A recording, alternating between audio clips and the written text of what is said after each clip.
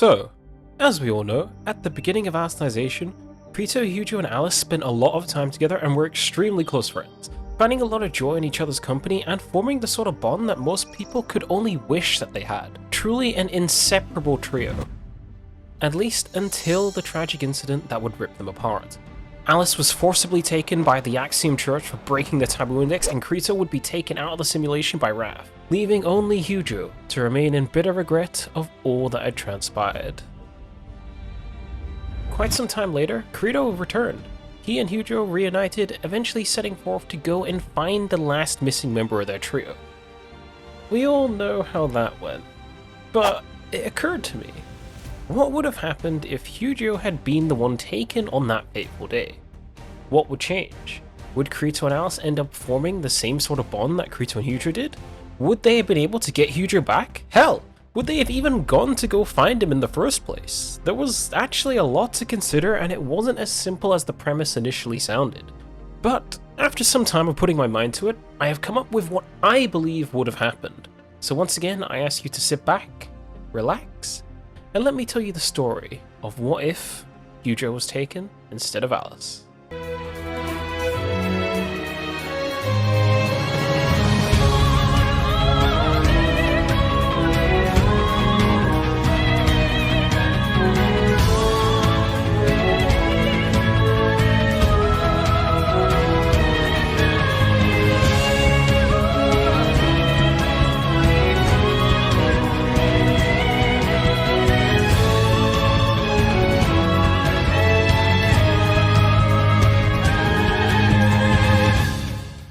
So, just how could this scenario have occurred in the first place? Well, unfortunately Kirito's influence rubbed off on Alice just a little too much. Between her and Eugeo, she was the one who was always much closer to pushing the boundaries. Just in terms of personality, she and Kirito were fairly similar in that regard.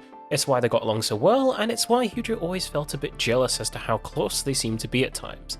So with that in mind, Alice was always going to be the one who inevitably rode too close to the line and got herself taken by the church. But that didn't necessarily have to be her downfall. After all, what happened in the cave was an accident at the end of the day. Sure, they were in the cave in the first place because of Alice, so she did make her bed in that sense. But when she found herself drawn to the dying Dark Knight, seemingly beckoning her on in his final moments, there was this window of intervention there. Both Kirito and Eugeo were a step too late in this instance and were unable to prevent her from falling. But I think it's not out of the realms of possibility that Eugeo could have actually made it to catch her. He was initially paralyzed in his hesitation, because that's just how he is. Like I said before, of the three of them, he was the most honest in this sense.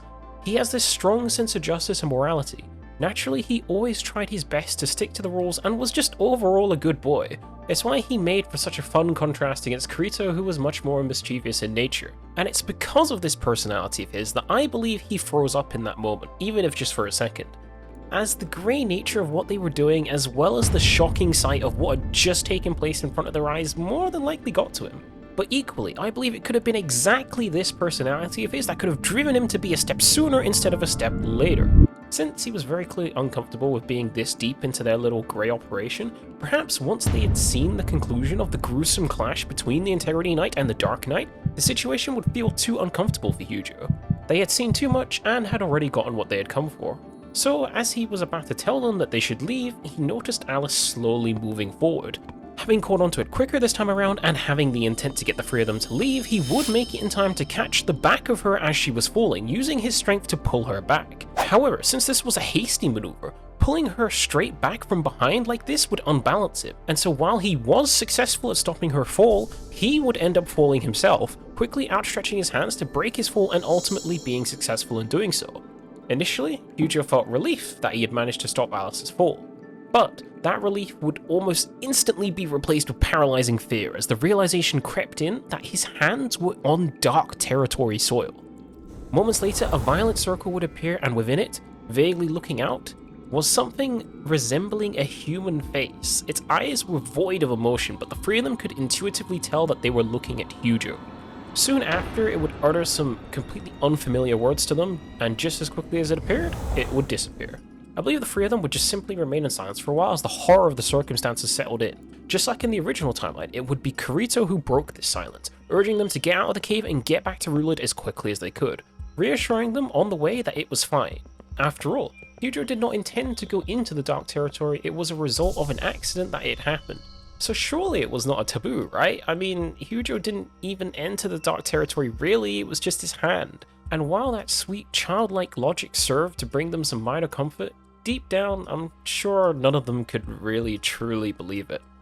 After a while, the three of them would arrive back at the base of the Giga Cedar Tree, from where they had originally departed that morning. Here, they wouldn't exchange many words due to the uncomfortable weight of the situation.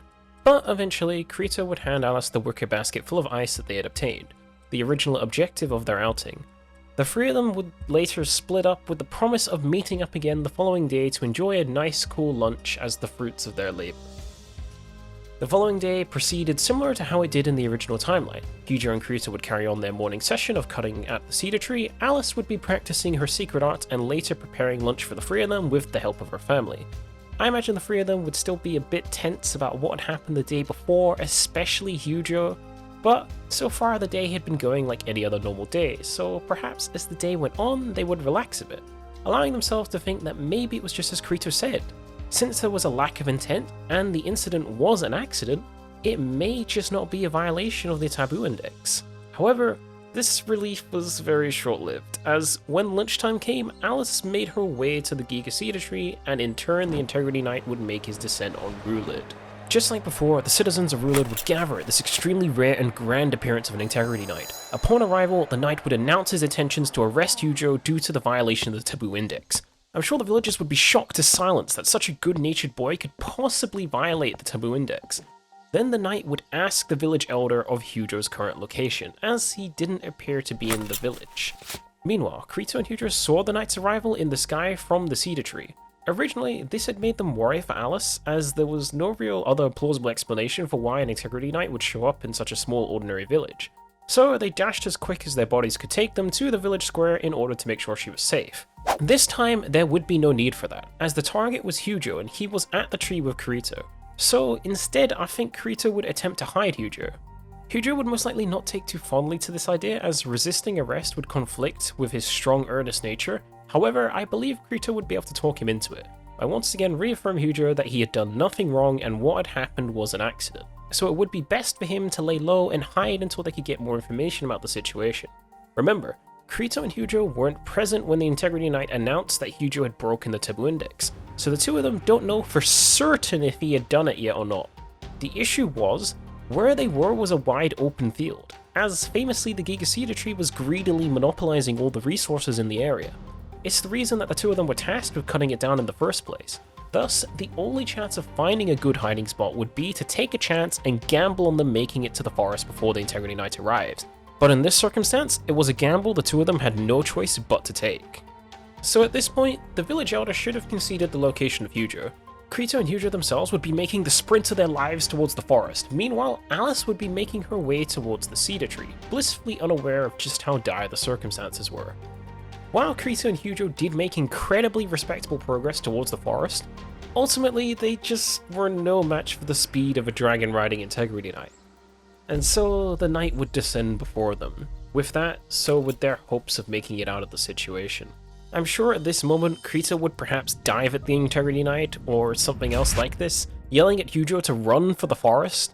However, I believe the ever-mounting pressure of the situation would just get to Eugeo, resulting in him just freezing, unable to move or react, simply just watch in horror as his whole world comes crashing down around him. So, the Integrity Knight would just easily shove aside Kirito and casually walk forward to detain Eugeo. Of course, Eugeo would offer no resistance, not that there was anything he could do about the situation anyway. And so, echoing the original timeline, Eugeo would be slowly lifted up into the sky by the dragon, giving Kirito a smile of reassurance as he was taken away, as if to say, thank you for trying, and that he'll be alright. You did all you could, so there's no need to blame yourself. This would offer very little, if any, comfort to Kirito, of course, who would more than likely be crying and cursing his powerlessness in this situation. By now, Alice should be close to, or even at, the cedar tree. From there, she would also be able to see clearly the sight of Eugeo being lifted away by his captor. From this sight, Alice could immediately connect the dots of what had occurred. She may try to desperately in vain call out to him in this moment, but the following silence would almost certainly leave Alice with an overwhelming sense of guilt. Sure, it had been Kirito's idea to venture into the cave to collect the ice, but it was an idea that Eugeo had promptly shut down, citing the rules of the village. If they had just listened to him then the three of them right now would probably be enjoying a refreshing lunch under the cedar tree, having fun and messing around just like always.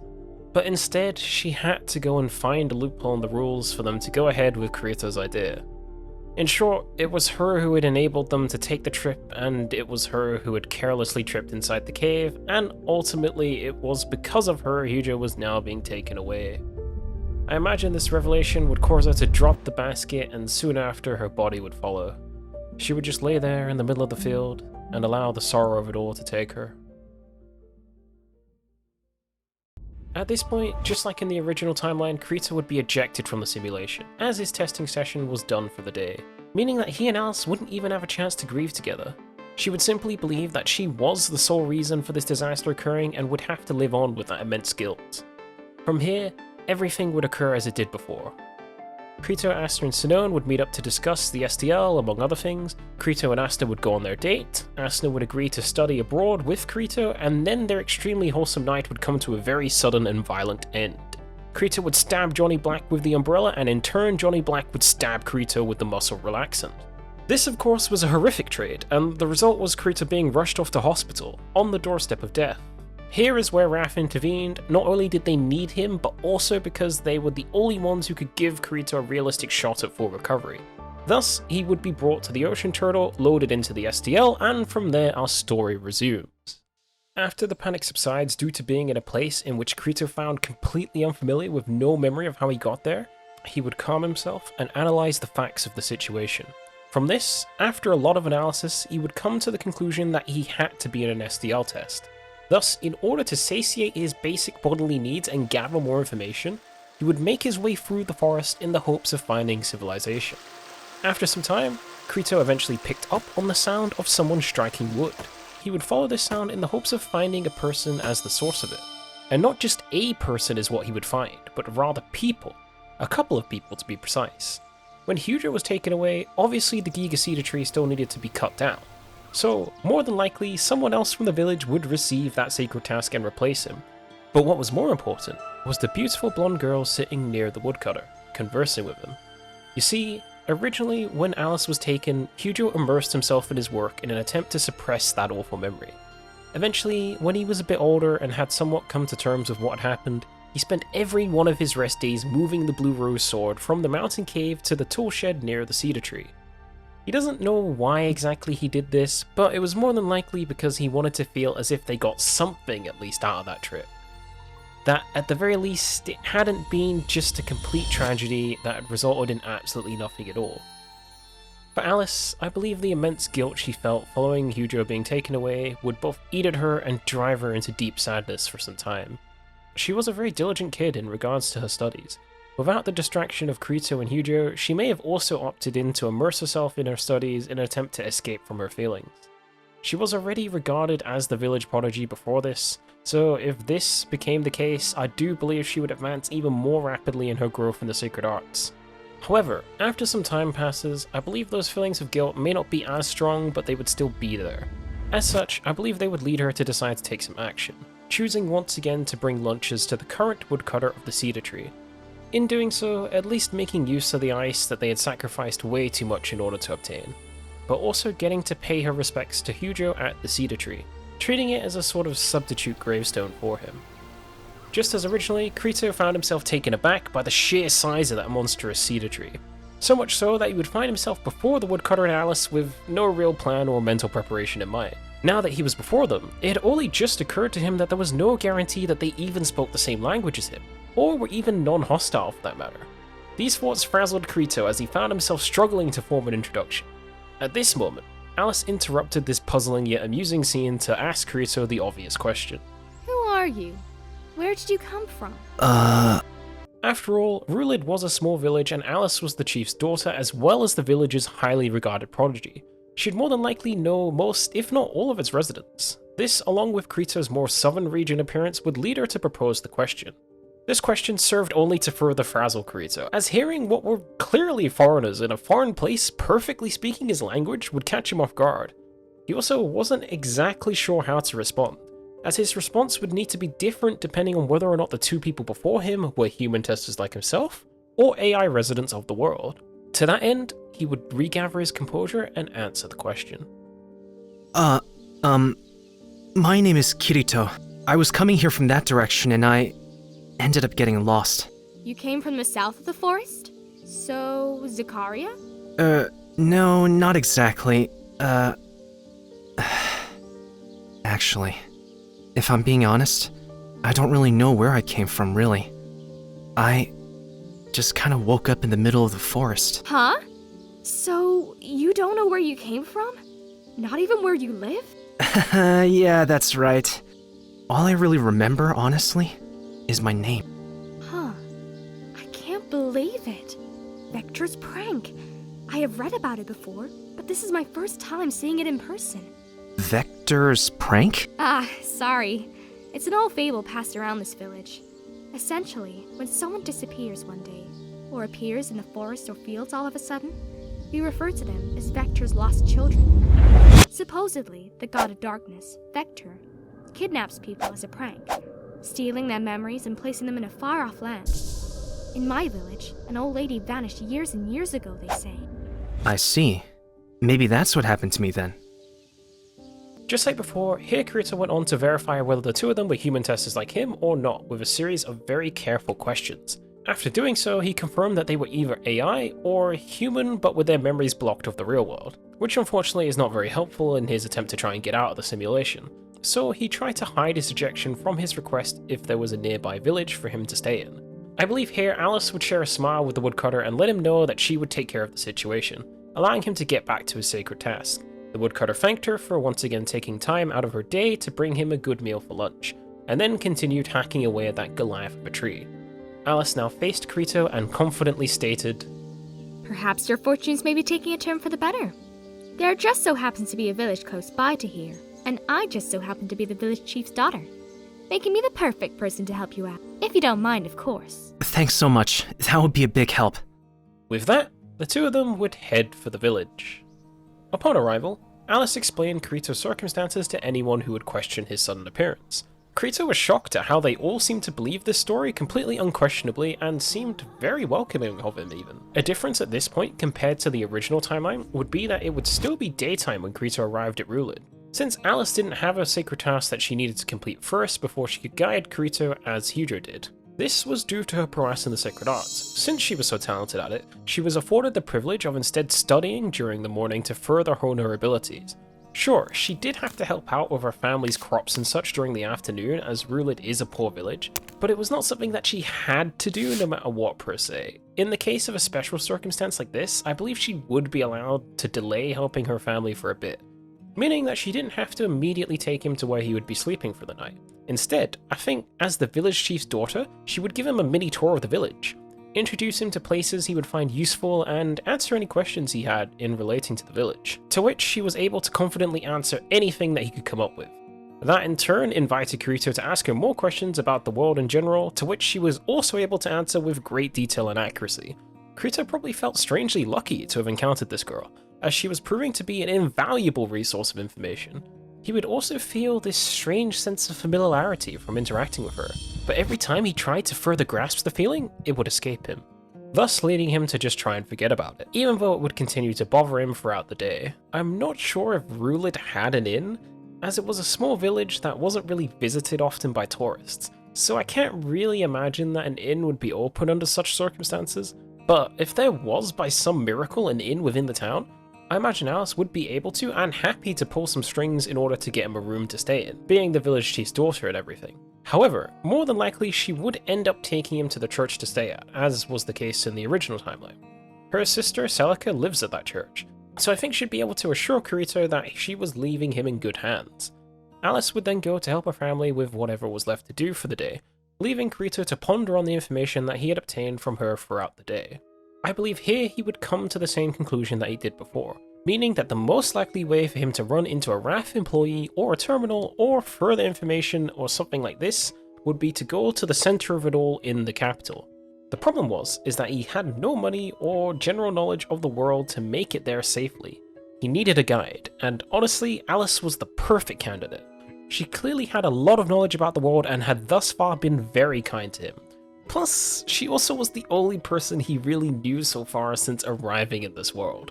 The only problem was that, could he convince her to take him? From what she had told him, at best it was a week's travel on horseback. It wasn't clear or even likely if they were even going to be able to get a horse, so they would more than likely be traveling on foot, which could mean the trip would take over a month, supposedly. Would the daughter of the village chief really be able to just up and leave the village for at least 2 months just to help a stranger? Surely that was beyond the limits of even her kindness. All of these considerations I'm sure would weigh on Kirito's mind. However, the day had been long and mentally taxing, so sleep would somewhat easily take him. The following day, after getting his morning chores out of the way in exchange for staying at the church, I believe Kirito would seek out Alice, since in this timeline, he would not have to help Eugeo cut down the cedar tree. I think finding out Alice's whereabouts wouldn't be too hard for him, as he can just ask Celica for Alice's location. Celica would have no reason not to tell him, as Alice was the one who brought him here in the first place. They seemed to get along fine, and she was acting as his guide of sorts since he had no memory as far as Celica was aware. She just told him to wait until lunchtime to go see her, as she was busy studying the sacred arts in the morning. So Kirito killed time by helping out around the church and thinking of a plan of action to potentially convince Alice to take him to the capital. Fast forward to lunchtime, and Kirito was waiting outside the place where Alice was studying. I imagine he made sure to turn up a bit early in order to ensure that he didn't miss her leaving. Upon exit, Alice saw Kirito. She was probably wondering why he was waiting for her, but also at the same time wasn't really that surprised, as without his memory, she logically is the only person he can rely on currently. Perhaps he even just wanted to talk to someone he felt relatively familiar with. She also couldn't deny that, for some reason, she found herself interested at the prospect of talking with him. Why she felt that way, however, was something that continually escaped her. Since Kirito was still learning about the world at this time, I think he would genuinely have more questions for her. But also he hoped for this to be a good excuse to talk to her some more with the goal of ultimately convincing her to be his guide to the capital. Hello, Kirito. How are you holding up? Are you settling in okay at the church?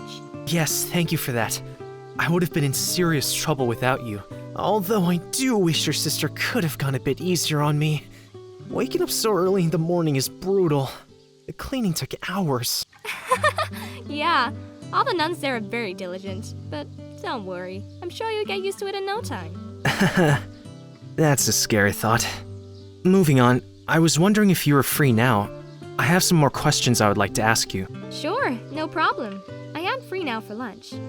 If you wouldn't mind accompanying me to that big tree where we met yesterday, I'd be more than happy to answer any questions you have. Thank you so much, but why do you want to go to that tree? It was a pretty lengthy distance away from here. Surely there are nice spots to eat at that are closer, right? I guess it does seem strange. It's a bit of a long story. I'll tell it to you as we walk. Even though this was a rather emotional topic for Alice, just like Eugeo, she didn't feel a particular need to hide what had happened. As for a reason unknown to either of them, they just found Kirito really easy to talk to. So she shared with him the story of what she believed to be the two of them, herself and Eugeo, traveling to the mountain. That tragic incident that occurred and Eugeo's detaining, thus explaining to Kirito the purpose for her visits to the cedar tree. She clearly seemed to care a lot about her childhood friend, as he could see that recalling this event really wasn't a pleasant experience for her. Hey, have you ever considered going to the capital and trying to find your friend, Eugeo? Kirito asked this almost without thinking, but I'm sure subconsciously he hoped the answer would be yes, as then she would be incentivized to take him to the capital. In the original timeline, Eugeo at the very least fooled himself into believing Alice was still alive, present in the capital somewhere. But Eugeo also fell in love with Alice as a kid, and never really stopped loving her. While Alice was really close friends with both Eugeo and Kirito, she hadn't fallen for either. So I'm not sure if there would be as strong a belief from her to convince herself that Eugeo was still alive. She may have just accepted by this point that he was already dead, as his execution was the official story that was told to the village. Personally, I think it's more likely that she would have accepted his death at this point, but hey, I wouldn't be surprised if she didn't either. Unfortunately, the punishment for committing this taboo was execution. So, sadly, it's not an option. I see. I'm so sorry. I can only imagine how painful that must have been. No, it's okay. I have long since come to terms with it all. Oh, look, we're here. The duo arrived at the cedar tree and enjoyed a lunch together with the woodcutter. Kirito then joined Alice in paying her respects to her long-lost childhood friend, and then they headed back to the village. These events would become a daily occurrence for them for a period of time. Kirito would help out at the church, then meet up with Alice after her studies, and they would chat together on the way to share lunch with the woodcutter at the cedar tree. Originally, as children, Kirito and Alice were slightly closer friends than Eugeo and Alice, as she and Kirito were just more similar in nature and thus played off each other more naturally. This was something Eugeo was always a little bit jealous of, and it's one of the things Quinilla used to exploit him in his memories. As such, I think through these daily interactions, Kirito and Alice would become surprisingly fast friends, able to make each other laugh quite often. This time, during one of their conversations on the way to the cedar tree, Kirito would ask something that had been on his mind for some time now. So, Alice. From what I have gathered, all the residents here have duties they need to perform daily called sacred tasks. That's right. Not just in this village, but everybody in the world has a sacred task. There are some exceptions, of course, such as the highest minister, but cases like that are very rare. Right. Selka told me that you're one of these special exceptions so that you can study sacred arts during the morning. Did she now? Well, while it's true I do not have a traditional sacred task, I'm not sure if I consider myself to be the same as those other exceptions, as it's my duty to live up to everybody's expectations and use my gifts in the sacred arts for the betterment of this village. Even then, though, it's not as if I'm completely free to do that. I still have to help my family during the afternoons. Sure, but to be granted such an exception, that must mean your abilities are really impressive, right? I like to think so. I really want to see it. Do you think you can show me? Since the two of them were alone in the middle of some fields with nobody to potentially harm, Alice was more than happy to show off her talents. Stand back and prepare to be amazed then. System call! Generate thermal elements! With the burst command, Alice shot off quite a raging inferno into the distance, soaring and striking a lone defenseless tree. It could do nothing but wilt as the blaze consumed its prey, shooting off brilliant sparks of light as it did so. Alice grinned, looking very pleased with herself as the impressive display took place before them. I'm unsure exactly how Kirito would react to this. The spell was impressive to be sure. Even though Alice was a humble citizen from a small village, she was regarded as a genius universally by everyone around her. When she became an Integrity Knight, she even quickly rose to be the second strongest in their ranks, with even Piccoli admitting that it was only a matter of time before Alice had his number. Her ability to learn is just very, very strong. But even so, to Kirito, he had seen spells of the greatest magnitude in other VR MMOs, so maybe it just wouldn't be that impressive to him. So how was it? Oh, it was pretty good. I can feel the heat from here. You don't sound that impressed. It's not that. Seeing your sacred art, was it? Correct. It reminded me of magic I've seen before. Magic? Is that a term used where you come from? Are you regaining your memories? If only. More like I got a flash from the past. I see. Well, this is a good clue at least. Maybe if we do more sacred arts related activities, we can jog your memory again. Oh! You mean you're going to teach me how to make a fire attack like that? Well, not exactly. That's not something beginners really capable of. You would first have to study the basics. Study? That's right. Like I was doing in the library where you came and found me. It would actually be quite fun to teach someone the fundamentals. I already know all the best materials to cover, and techniques to learn when starting out. I can already envision the lesson. Actually, I'm getting this strong gut feeling that sacred arts wasn't something that I excelled at. Something about hearing you talk about it just sets off a bad instinct. Maybe I just knew people who used sacred arts? Too bad. Just when I was getting excited. Sorry to disappoint. Since we're on the topic, what do you plan to do once you've finished your studies? Would you then be granted a new sacred task that involves sacred arts somehow? Good question. You finally got one I don't quite have the answer to. This was a question that Alice hadn't fully figured out yet at this point. Eugeo had speculated as a child that eventually Alice would either go off to the capital as an apprentice warlock due to her abilities in the sacred arts, or perhaps be engaged in a political marriage as the chief's daughter to suit the village's needs. As it stands currently, Alice is only either 16 or 17 at this point in the story, so marriageable age in their world. But Alice's father was still alive and healthy. Also, it's a small and quite obscure village, so finding suitable suitors was not an easy task. Because of her immense potential in the sacred arts, I believe at this point in her life, she would still have a choice in which path she wanted to go down. She just hadn't made that choice yet. Sure, her abilities at this point were probably more than sufficient to go and become an apprentice warlock in the capital, just as Eugeo had speculated.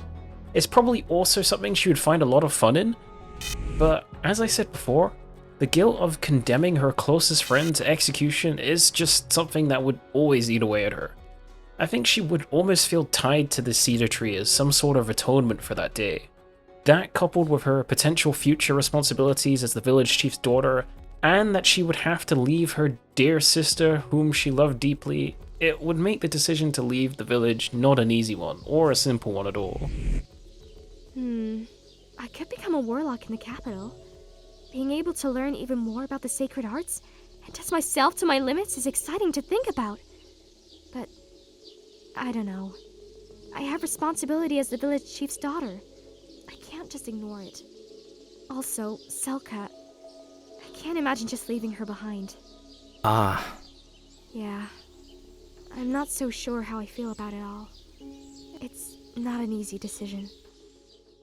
Kirito was slightly saddened at this, but also understanding and hopeful.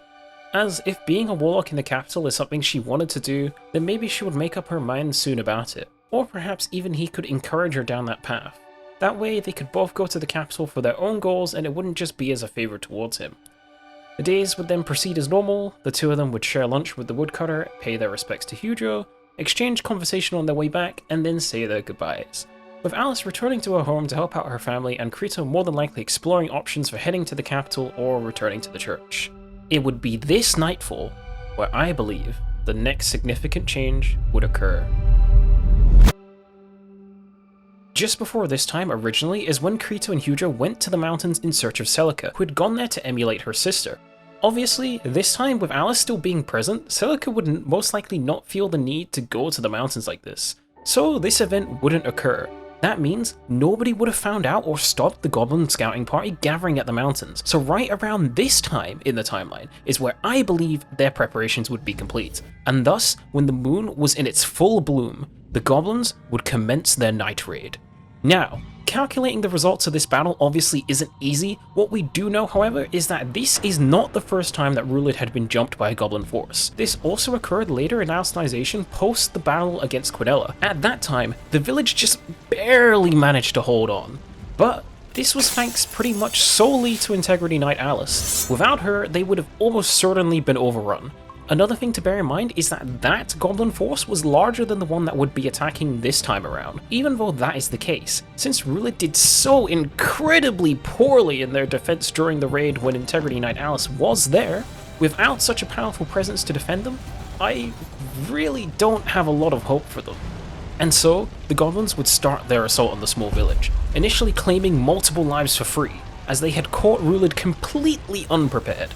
Eventually, after the initial panic, the guards would get together and form a line of defense. The problem was, not only were these guards outnumbered at least 7-1, but also they had not the highest quality training and literally no combative experience of any kind.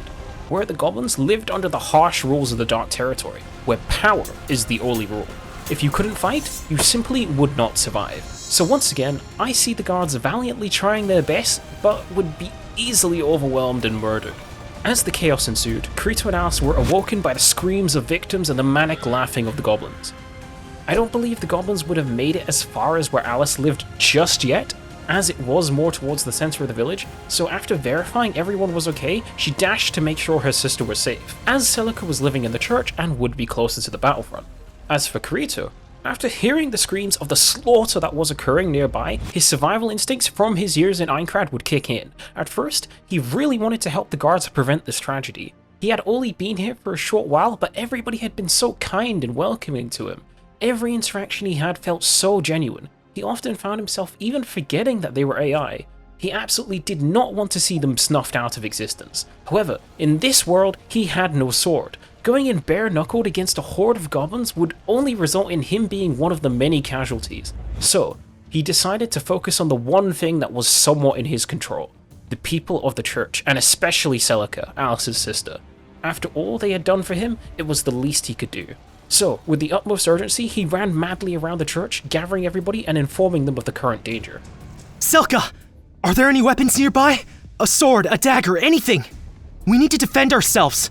Celica told Kirito that the only weapons in the village were at the guards' barracks. Rula didn't even have a smith, as there wasn't any business for it. There was, however, a meeting point at the center of the village for such emergencies. Kirito found this information unsettling, as navigating this situation without a weapon would be very difficult. But it is what it is, so he grit his teeth and led the church members to the meeting point as quietly as he could. Upon exiting the church, he could see just how much of a disaster the front line was. The initial defense was in complete shambles. The remaining guards were retreating further and further back. It was only a matter of time before the village was overrun. Kirito cursed his inability to intervene at this moment, before leading the church members into a cover of nearby trees. They slowly snuck their way towards the meeting point. However, just as Kirito had feared, with the defensive line in ruin, some goblins had already gotten through, one of which was very close to them, just outside of the tree line. Hold up, everyone. There's a goblin just ahead of us. It's fine though, don't panic. It won't see us in this thick tree line. Just stay still and don't make any noise. The goblin was getting closer, but it will eventually pass them if it continues on this trajectory.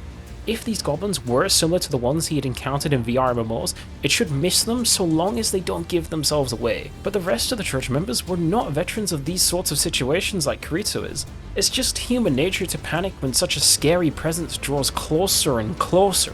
So I think it would be inevitable that one of them would slip up due to their fear.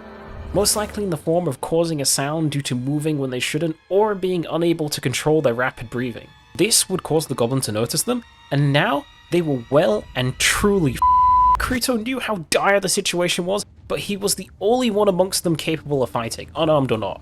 If he could just keep it busy for long enough for the rest of them to escape to the meeting point, maybe he could find a window of opportunity to escape as well. Or, should the worst happen and he dies in this effort, he will just awake in the real world. There was no real consequences for him in this regard, or at least to Kirito's knowledge anyway. Remember, Kirito doesn't know the severity of his condition in the real world. As far as he is aware, he is just voluntarily diving in for wrath. He doesn't know that if he dies here, his brain may never recover. Run, everyone! Get to the meeting point! I can hold the goblin back! He had seen many gruesomely realistic creatures in his time playing VR MMOs, but this would be on a whole nother level. Up close like this, he could really see the terrifying detail of the monster. It would be enough to get Kirito's adrenaline going. He had no weapon to fight back with in this engagement, but he was confident in his agility. If he could just make the goblin miss with all of its wild swings, it would tire out and his opportunity for escape would come. The goblin would laugh sinisterly at the hubris of this human basically presenting himself on a plate, shortly after proceeding to slash at Kirito with its large, crude iron knife. Its movements were definitely much sharper than Kirito's expectations, but he managed to successfully avoid the initial attack, much to the goblin's annoyance. But with each strike that came, the more accurate they were becoming. The goblin was getting used to Kirito's movements, and without anything to block or parry the attacks with, there was only so much that Kirito could do. He could feel his doom imminently approaching. The latest strike could just barely miss Kirito, and he would use this window to check if the church members had successfully escaped yet. To his horror, he would see that Celica was still there. You see, I think Celica would have trouble just abandoning Kirito here. She was the one mostly in charge of looking after him at the church. Day after day, they would take care of chores together, eat breakfast together, and converse while doing so. They had grown relatively close, just as they had in the original timeline. She couldn't do much, but she could use supportive sacred arts on him if he needed it. And above all, she was stubborn. So I think she would quietly be observing the battle from the tree line, ready to step in if she was needed. Kirito would avoid a few more swings, but ultimately one would finally tag him. It wasn't a deep cut really, as he had attempted to avoid the blow. However, the sheer and sudden searing pain that came as a result of this would shock Kirito so much it would drop him.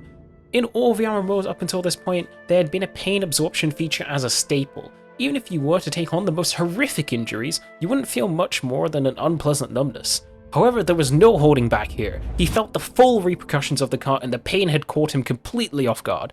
If such a simple cut could cause this much suffering, how much more would a fatal blow be? The thought terrified Kirito as he was confronted with his own mortality in a way that he had never felt before. And so, as the goblin sadistically approached him, eyes full of vicious, murderous intent, Kirito could do nothing but watch. His body would not move. The fear had completely paralyzed him. Celica screamed at this horrifying development, desperately looking for a rock, a stick, anything she could use to throw at the goblin to draw his attention. But it was too late. The goblin raised his knife for the final blow. Burst! It was at this moment, a blazing inferno erupted past Celica and struck the goblin. The flames completely consumed the monster, screaming in agony as the scorching fire relentlessly ate away at its flesh, until simply, there was nothing but ashes. And on the other side of this impressive display stood Alice, breathing heavily with a look of determination in her eyes. Thanks, Stacia. Thanks, Stacia, I made it. Alice allowed herself to take a breath in relief, thanking the goddesses that she had made it in time. That this time, she was able to prevent further tragedy, rather than cause it. Kirito, are you okay? Are you bleeding? Yeah, I'm alright. I can't believe that almost just happened. Thank you, Alice. The two sisters ran to Kirito's side and verified the severity of his injury. Since it wasn't a deep cut, the two of them were easily able to heal up with sacred arts. So while Kirito hadn't taken much damage physically, mentally, it would be a whole different story. As this time, he didn't overcome the fear of the pain by himself as he did in the original timeline back in the cave. Instead, he was saved by Alice. At this point, Celica scolded Kirito for doing something so reckless. This exchange would probably be enough to snap Kirito out of the fear gripping his heart. For now, at least. They didn't have much time to exchange pleasantries though, as the current danger was still ongoing. The three of them made their way to the meeting point. This is where things get tricky. I foresee this scenario going one of two ways depending on one key factor. That key factor is if the guard chief of the village was Jink or his father. Let me explain why this is significant. In the original timeline, when Rulid was eventually attacked by a goblin force similar to this, the duty of the guard chief had been recently transferred from Jink's father to Jink. Jink had very little experience in this role and was young, so when this chaotic slaughter was ensuing, the panic and anxiety of the situation clouded his ability to make rational decisions, leading to a situation where the guards were going to do a futile last stand in the middle of the village. There, they would have been completely dominated by the goblins, and all the village citizens would have been at their mercy shortly after. Even though Integrity Knight Alice knew that this would be the outcome, she could not convince the villagers to evacuate, as some of them were greedy, but also they just could not disobey Jink. As in a crisis situation like this, as Guard Chief, he is in charge and disobeying him would be breaking the Taboo Index. It wasn't until she revealed her status as an Integrity Knight and used that authority to overrule his that she could finally get the villagers to listen. Integrity Knight Alice isn't present here in my timeline obviously, so there is nobody here who could overrule Jink. Meaning, if he is in charge, this would just end in a one-sided slaughter for the goblins. However, as I mentioned, as of the time of that raid in the original timeline, Jink had only recently been promoted to Guard Chief. It doesn't tell us exactly when recently is in this context, so I'm just going to assume that means he'd been Guard Chief for around 4 months. That seems reasonable to me. This raid had occurred sometime after Quinilla's defeat. That means roughly at least 3 years after this point where the raid is occurring in my timeline. Thus, I think it's actually likely that Jink's father would still be the Guard Chief. While obviously he still wouldn't be amazing at his job due to the lack of real battlefield experience, he should at least still be more calm and rational than Jink was, due to primarily being older and having this job for a much longer time, meaning that the citizens of Rulid may just have a chance at survival. Sometime after the three of them arrived at the meeting point, a register would be taken for all members present. There would be quite a few missing obviously, fallen victims of the attack. However, the line was on the brink of complete collapse. If they didn't evacuate now, then they were not going to make it. So, with the information of how many people were left, Jink's father made the call for an organized evacuation. The villagers would exit to the south of the village as the attack came from the north, and make their way to Zakaria, which was the nearest village. Meanwhile, the guards would hold a defensive line for a while as best they could to buy the villagers some time. then slowly retreat back to meet up with them. I volunteer for the defensive line. Alice had her highly touted abilities in the Sacred Arts and was probably the strongest offensive power they had in the village at this point in time. After all, the village had allowed her to forego her sacred task in order to further hone her abilities. Maybe it was all for this moment. She felt that she had to take this chance to pay them back. As for Kirito, it's simply just in his nature. In a situation like this, he will always try his best to help, even though he had suffered a significant mental blow from his earlier battle. For now, I think he would try to mentally brute force past it, making the case that he may not have his memories, but he felt instinctively drawn to the sword, that he felt as if he may have been a swordsman before his memories were taken. This was a lie, of course, but it's all he could say to convince them, given that he was supposed to be a lost child of Victor. I think given the circumstances, the guards were more than likely to accept his help. Maybe one of them would quickly test his abilities with the sword by giving him one to prove them, to which Kirito could just easily show them a sword skill to prove his abilities. The relatively lightweight blade wasn't his preference, but it would do for now. Celica, I think, would also try and volunteer in order to help her sister, but would very promptly be shot down by Alice. There is no world in which I foresee Alice allowing this to happen, so after some arguing, she would convince Celica to evacuate with the villagers, promising to meet up with her again soon once they were done holding the lion. So, with the villagers now evacuating, the final stage of this battle would begin. The setup of this defensive line would be a basic one. As remember, this is a small village, so the guards wouldn't have access to the highest quality training in combat or tactics, but also, a significant amount of the guards would have already fallen to the goblins, making a straightforward line behind debris for cover the best that they could manage. This line was in the arc of a semicircle with Alice in the center, a significant distance behind the guards. The idea was that she will fire as many offensive sacred arts as she can to wipe out the incoming attackers. Then, any that managed to make it through Alice's barrage would be met by the guards in Kirito. This sort of echoes Asuna's horde against the foreign army in a somewhat similar situation, and Kirito would have to work just as hard as she did if they wanted to have any hope of pulling this off. I imagine not all of the goblins would assault the line, as a decent amount of them would be busy just pillaging the village, greedily enjoying the fruits of their labor, but the number of them assaulting the line would still heavily outweigh the guards defending it. Just looking at the difference between them massively sapped away the already exhausted guards' morale, which in this world was a huge deal, as due to the incarnation systems, if you already believed you were going to lose going into the engagement, then that mindset will become an albatross around your neck, weighing you down in the battle. In fact, probably the only reason these guards hadn't fled the battle already is that they were ordered to do this hold by Jink's father, so disobeying that would be a violation of the Taboo Index. But just as they were preparing pretty much to be mentally torn limb by the oncoming goblins, System call! Generate luminous elements! a majestic display of a brilliant heavenly light shot past the guards and smited down a decent chunk of the goblins approaching. The guards were in complete awe in this display of prowess. They had heard of the touted Alice's abilities, but this would be the first time that they had seen them in action. And to them, who had never seen anything similar before, it would almost be as if Solace herself had come to their aid, greatly boosting their morale, and for the first time since this attack started, they believed they could hold. And so, when the goblins that had slipped through Alice's assault got to the defensive line, they were met with an explosive battle cry as the guards vigorously stepped forward to cut them down. Kirito also faced his first opponent here, but unlike the rest of the guards, he didn't confidently step forward to meet the monster. Instead, he hesitated even. Flashes of the pain he experienced from his early slip-up was still going through his mind. If he were to make a wrong move and get caught again here, it could even result in a loss of a limb, if not his life. Just what sort of excruciating pain would he be about to experience? These doubts paralyzed Kirito, and before he knew it, what he had feared was about to happen to him, as the goblin savagely slashed down towards Kirito. However, before he could connect, a beam of light passed by just above the shoulder of Kirito and pierced straight through the goblin. Kirito looked behind him after realizing the cause of this, meeting Alice's glance, seeing a look of complete focus and confidence on her face. This girl had never seen real combat in her life, and yet she seemed so determined to not only hold this line long enough for the villagers to safely evacuate, but also to not let any more people fall in the process. It was inspiring, so much so that I think here Kirito would question just what the was he doing?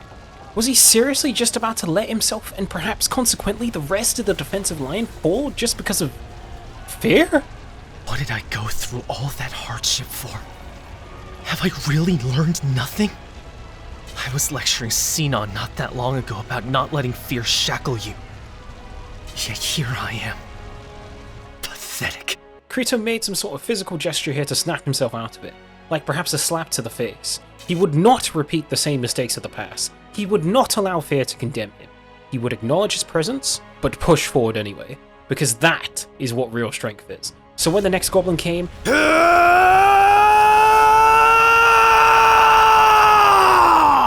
Kirito let out a war cry for the first time since this battle began, assertively charging forward. The goblin struck first, but this is what Kirito allowed. Their movements were unrefined and sloppy. He somewhat easily slipped the strike and cut straight up the middle of the goblin's torso. Kirito didn't have much time to admire his handiwork though, as the next group of attackers would come forward.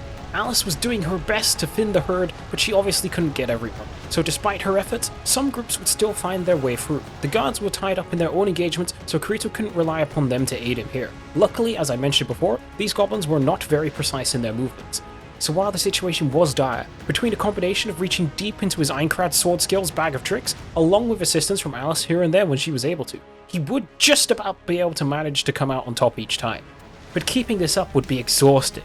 He could already feel himself coming up to the limits of his stamina. In fact, here Kirito noticed that he was sweating so much that it was even somewhat difficult to keep a firm grasp of his sword.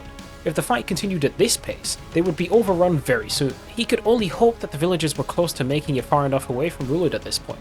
In this brief pause in the action, Kirito took a moment to verify the status of his allies. Thanks to Alice's efforts, the other guards were still alive, albeit bruised and battered. They more than likely wouldn't be able to keep up another 2 or so rounds of this. As for Alice herself, although she was trying her best to hide it, she looked almost on the brink of collapse from exhaustion. Continually firing off this scale of offensive sacred arts was not a reasonable ask for any normal citizen. But ask this of her they had to, for without her, this line would collapse in an instant. Alice herself knew this of course, which is why no matter how loud unconsciousness would pound on her door, she would stubbornly refuse to answer. But despite this, surely even her seemingly unbreakable force of will would falter if this continues to go much longer. Which of course would end in disaster, so as the next group of goblins approached, Kirito took action. We have to begin the retreat! The villagers should have made it far enough away by now!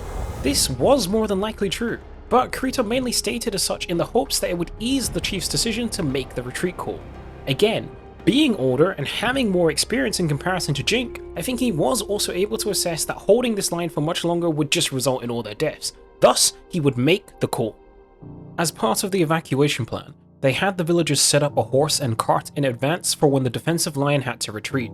Ideally, they would have enough horses and space to take them all away, but most of the available transportation had to be used to move the elderly and young children out of the village in the evacuation. Only one horse with a very small cart, just about enough to fit one single person, could be spared for the retreat. But this was fine, as the purpose they planned to use it for was to transport Alice. The retreat formation would be the horse pulling the cart with Alice in the middle. That way she could fire off sacred arts with ease whilst also retreating. Then the guards and Kirito would be evenly split on either side of the cart, fighting off any goblins that may chase or catch up to them.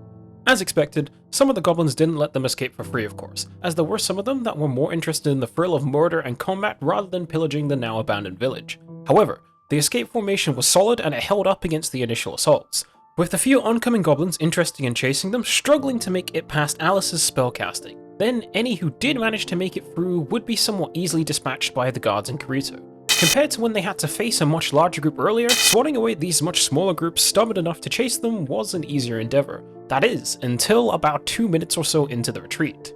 Here is where the collective fatigue of desperately trying to be the defensive line's guardian angel would finally catch up to Alice. She simply just collapsed, rendered completely unconscious by her exhaustion.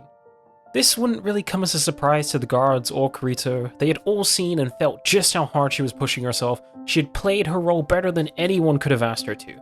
Now it was time for them to return the favour and ensure that she was escorted to the meeting point safe and sound. And so, in their dash throughout the night, the group would face its challenges, but they had already overcome the worst of it. The presence of Kirito would be enough to see them through any goblin remnant forces. It had been a long journey, but ultimately, the group arrived at the campsite the survivors of Rulid set up. All the guards and Kirito would collapse upon arrival, finally letting their own exhaustion take them. It had looked dicey here and there, but they had managed to survive the seemingly suicidal task, paying back Alice for the chance that she had worked so hard to create for them. It had been a tragic night for sure, but the survivors of Rulid would share rations around the campfire that evening, grieving together and creating strong bonds from making it through such an event, taking the little solace that they could in this somber situation. It could have been worse. Thanks to the efforts of the defensive line, a decent amount of them did make it out. Through them, the Rulid community would live on. The following morning, the villagers would pack up what little belongings they had left and head to Zakaria. Many of them would be discussing among their peer groups what they had planned to do upon arrival. Some may work there, some may use this opportunity to chase their dreams in other places, such as the capital for instance. The reason I think this is because due to their village being completely overrun by the goblins, I'm pretty sure all their sacred tasks would become invalid, as where they originate from no longer exists. So while this was a horrific event, it was also somewhat freeing, as now, if you weren't particularly fond of your sacred task, you were no longer obligated to continue doing it. For the first time since childhood, the citizens of Rulid were free to choose their own destiny, something that was very rare in this world. Meanwhile, Kirito, Alice and Celica were walking together. They had already chatted about the events that had transpired the night before, exchanging comments, respect, and awe at each other's abilities. Alice was visibly pleased with herself after finally garnering greater compliments from Kirito on her abilities, compared to when she showed them to him for the first time on the way to the cedar tree. Celica would have scolded Alice for working herself to the point of collapse, however, she wouldn't be able to hide the pride that she felt for her sister, leading to a wholesome exchange. But I imagine all this talk of people's plans and their aspirations around the group would once again prompt Kirito to ask Alice the obvious question. It seems like a lot of the villagers are excited to get a new start. Hey, Alice? What do you think you're gonna do now? I know you said before that you weren't sure about being a warlock since you're heir to the village chief, but yeah, how do you feel now? It's difficult. Alice was visibly conflicted. Like Kirito said, this was basically the perfect time for her to do it. It seemed like some of the other villagers were also intent on chasing their desires, if not heavily considering doing so. She did really love the sacred arts and saw firsthand last night how much of an impact her abilities could have on saving lives. If she was stronger, perhaps she could have even routed the goblins and Rulid would still be there to this day. It's not like she could go and visit the cedar tree now either, but still she wasn't fond of the idea of leaving her sister, whom she loved very dearly. Also, her father would more than likely have a hard time negotiating refuge with Sicaria and getting all the villagers sorted in this new transition phase. Knowing him, he probably even already had plans to rebuild a new Rulid once the chance came. When that happened, surely she'd be needed. After all, she was the village chief's daughter. She might not be freed from those potential responsibilities just yet. As all these things weighed on Alice's mind, she would stare at the sky blankly in silence. It was here where Celica would interject, telling Alice that if she wanted to go, she should just go. She was so talented, everyone in the village knew that Alice would eventually outgrow it. In fact, most of them were probably even cheering her on in that regard. She shouldn't feel like she is shackled to Celica and their father. Celica was sure neither of them wanted her amazing abilities to never see their full potential because of something like that. Celica quite enjoyed her time working as part of the church. It was something that she planned to continue doing in Sicaria. In that role, she could help the Rulid survivors and their father if need be. After all, she was also the village chief's daughter, so Alice really didn't need to worry about them. They would be fine. Hearing this would warm Alice's heart, and the two sisters would lovingly embrace. Thank you, Selka. I'll do it. I want to see just how far I can push the sacred arts. Maybe then, finally that day. I need to speak with my father about it. I'll do it over lunch. If he needs me, I have to help him. Now that I think about it, what about you? You still don't have your memories, right? Are you gonna join everybody in Sicaria? That's a surprise. I'll tell you about it later. Oh, how mysterious. All right. Want to meet later then? After lunch? Sounds like a plan. Some time passed, and Alice's family joined together for lunch. The conversation would be had, and with her father's affirmation, Alice finally felt comfortable in pursuing her desires. After sharing their final meal together, the inevitable painful goodbye came. Tears were shed, promises were made, and hugs were exchanged. After it all, Alice met up with Kirito, and the two of them set off for the capital. If you made it this far, I just want to give you a personal thank you from the bottom of my heart. So much effort went into this video. It took me so long to make, and I really hope that reflected in the quality of it. Don't worry, the next one is well on the way and won't take as long this time. So please let me know what you thought of my timeline, if you had any changes, disagreements, or things you liked, anything like that in the comments. I'll make sure to respond to all the ones that I find interesting again. And as always, if you enjoyed the video, please hit like and subscribe. I really want to hit 1,000 before the year ends. If I could do that, that'd be amazing. And I guess all that's left to say is I'll catch you guys on the next one. Bye bye.